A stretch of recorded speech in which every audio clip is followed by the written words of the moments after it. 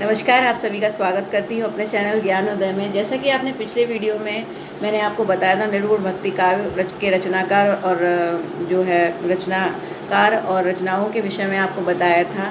तो आज मैं आपको ये बताती हूँ कि उन रचनाओं में आखिर क्या लिखा गया है। मैंने सिर्फ आपको ट्रिक्स बताई थी लर्न करने के लिए, तो आज मैं आपको ये बताती हूँ कि उन रचनाओं में क्या लिखा गया है। ठीक है, देखिए सबसे पहली जो रचना थी हमारी वो थी अभंग पद। ठीक है, तो अभंग पद वास्तव में नामदेव की लिखी हुई है और नामदेव ने जो है अभंग पद में अपने जो पद हैं, ठीक है, अपनी जो पदावली है उनकी पदावली, उन्होंने अपने पद लिखे हैं। नामदेव ने भक्तिपरक पद लिखे हुए हैं। ठीक है, तो इसके अलावा कबीरदास, अब कबीरदास ने क्या लिखा है बीजक में उन्होंने साखी शबद और रमैनी, ठीक है, साखी शबद और रमैनी, ये तीन चीज़ें बीजक में दी गई हैं। इसके अलावा देखिए जो कबीरदास जी हैं उन पर कई प्रश्न आते हैं। पूछा जाता है कि बीजक जो है उसका वास्तव में बीजक में साखी शबद रमैनी जो मतलब संकलन किया गया था इनका, वो किसने किया था? तो कबीरदास जी के जो शिष्य थे धर्मदास, उन्होंने किया था इन सभी का संकलन। इसके अलावा मैं आपको बताऊं जो कबीर की जो बीजक लिखी हुई है, देखिए जितने भी कबीर के ये दोहे साखी शबद रमैनी जो भी कुछ हैं, धर्मदास ने तो किया ही, लेकिन उसके बाद श्याम सुंदर दास ने भी इन सभी का संकलन किया और अपनी पुस्तक का नाम रखा कबीर ग्रंथावली। तो कबीर ग्रंथावली के संपादक कौन थे?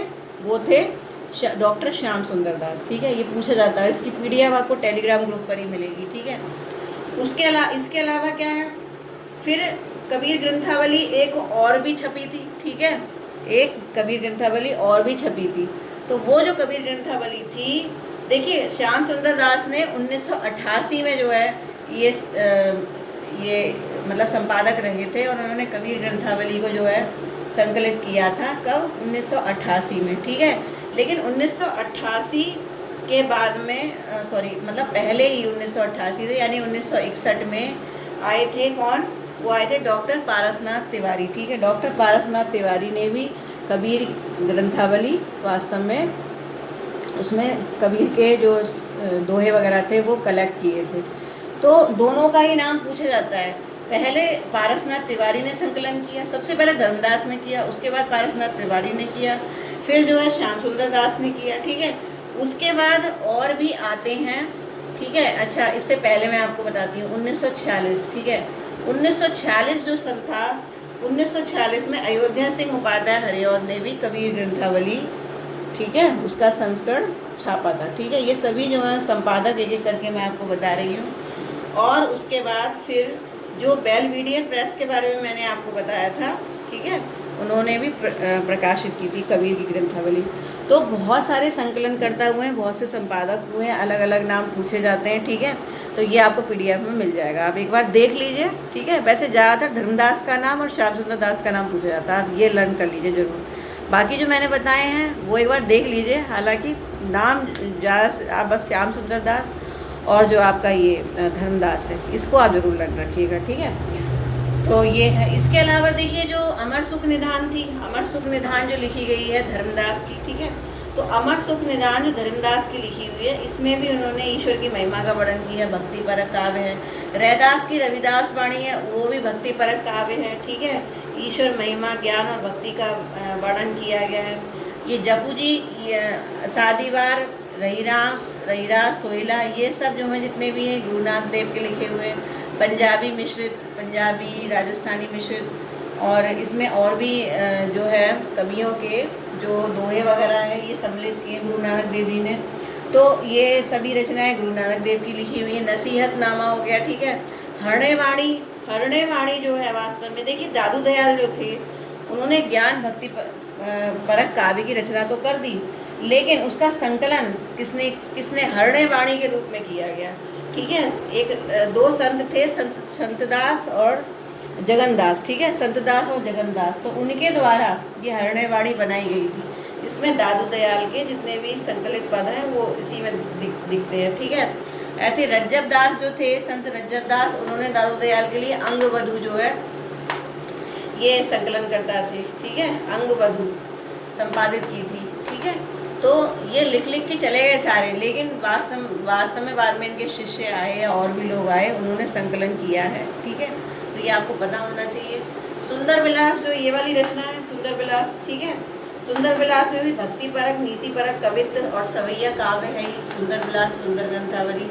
घट रामायण जो कि तुलसी साहब की लिखी हुई है, ठीक है, ये वास्तव में ये शब्दावली और रत्न सागर, इसमें दो चीज़ें आती हैं, ठीक है। देखिए इस चीज़ का आप ध्यान रखिएगा कि जो तुलसी साहब थे इन्होंने शब्दावली और रत्न सागर ये दो चीज़ें लिखी थी, ठीक है।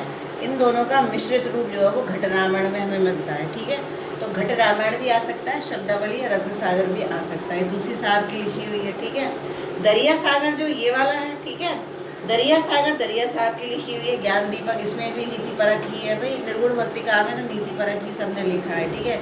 ज्ञान बोध, अवतार लीला, ठीक है, ये वाला जो काव्य है तो इसमें भी जो भक्ति परक काव्य है वही लिखा हुआ है, ठीक है, नीति परक भक्ति परक काव्य।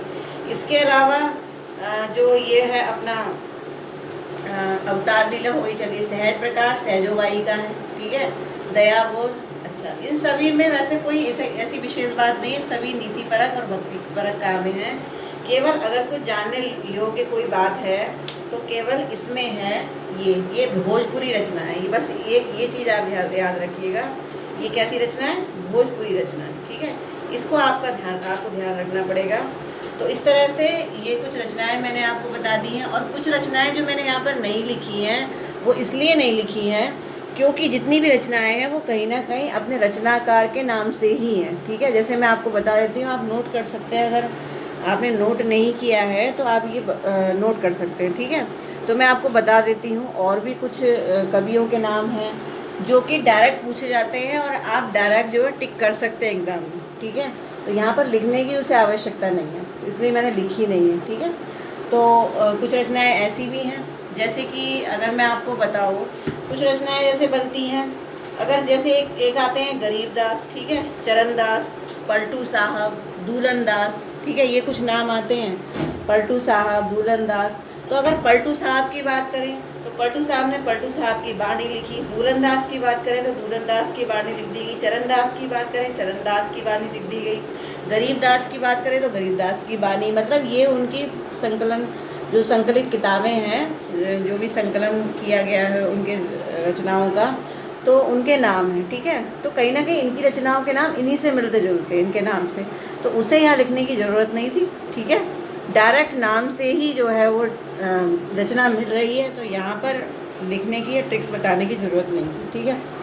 और वो बहुत ज़्यादा इम्पोर्टेंट भी नहीं है, जितनी इम्पोर्टेंट रचनाएं की जो पूछी जाती है वो मैंने आपको बता दी है कम्प्लीटली, ठीक है। तो इसी तरह से आप देखते रहिए और चैनल को सब्सक्राइब जरूर कर लीजिए, ठीक है। और इसके अलावा अब मैं आपकी लाइव क्लास जल्दी ही लेने वाली हूँ। मैंने आपको जैसे पहले भी बताया था कि मेरी जो लाइव क्लास है वो वेडनेसडे को होगी, ठीक है। और देखिए जितनी भी रचनाएं हैं इनकी ट्रिक्स अगर आपको नहीं पता है तो इससे पहले वाला वीडियो मेरा देखिए, इससे आपको सभी ट्रिक्स याद हो जाएंगी, सभी रचनाएं याद हो जाएंगी, ठीक है।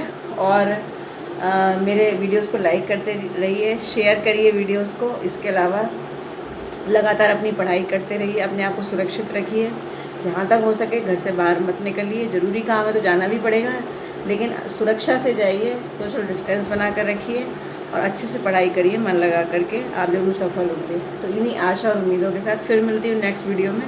नमस्कार।